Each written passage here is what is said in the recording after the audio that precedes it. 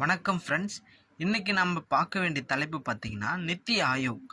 நித்தி ஆயோக் அப்படின்னா national institution for transforming India. NITI ஆயோக்கோடைய full form. First question பாருங்க. நம்ம சேனல் ஆர்ஆர்எம் கிரியேஷன் சப்ஸ்கிரைப் பண்ணிக்கோங்க.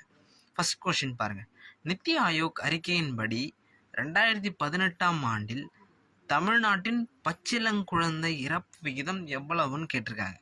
2018 ஆண்டுக்கான பச்சிளங்குழந்தைக்கான இறப்பு விகிதம் 14 குழந்தைகள்.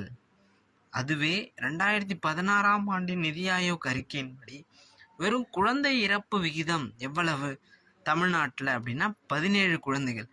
அங்கே பச்சிளங்குழந்தைகள். இது குழந்தைகளின் இறப்பு விகிதம் வெறும் குழந்தைகள் அப்படின்னு கேட்டிருக்காங்க. 17 குழந்தைகள். சரிங்களா? அங்கே 18ஆம் ஆண்டின் நிதி ஆயோக் அட்டவணையில் தமிழ்நாட்டினுடைய பச்சிளங்குழந்தை இறப்பு விகிதம் இது 2016 குழந்தை இறப்பு விகிதம் அப்படின்னு கேட்டாங்கன்னா 17. அடுத்த கொஸ்டின் பாருங்க. நிதி ஆயோக் 2018 அறிக்கையின்படி உடல்நல குறியீட்டில் தமிழகம் எத்தனையாவது இடத்தில் உள்ளது? 3ஆம் இடம் உடல்நல குறியீட்டில் நிதி ஆயோக் 2018 அறிக்கையின்படி.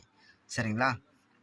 அடுத்தது லாஸ்டா என்ன பாருங்கன்னா 2014 ஆகஸ்ட் 13, அதாவது திட்டக்குழுவா இருந்தது. இப்போ நித்தி ஆயோக் அப்படின்னு முடிவு செய்தாங்க இந்திய அரசால்.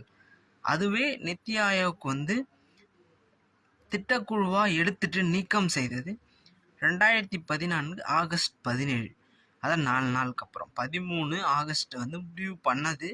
ஆகஸ்ட் 17 நீக்கம், திட்டக்குழு நீக்கி நித்தி ஆயோக் அப்படின்னு பெயர் மாற்றம் வச்சு ஆஃபீஸை ஓப்பன் பண்ணியிருக்காங்க. தேங்க்யூ ஃப்ரெண்ட்ஸ், உங்களுடைய சப்போர்ட்க்கு. ப்ளஸ் இன்னும் அடுத்தடுத்த வீடியோக்களை பார்க்கலாம். தேங்க்யூ, நன்றி.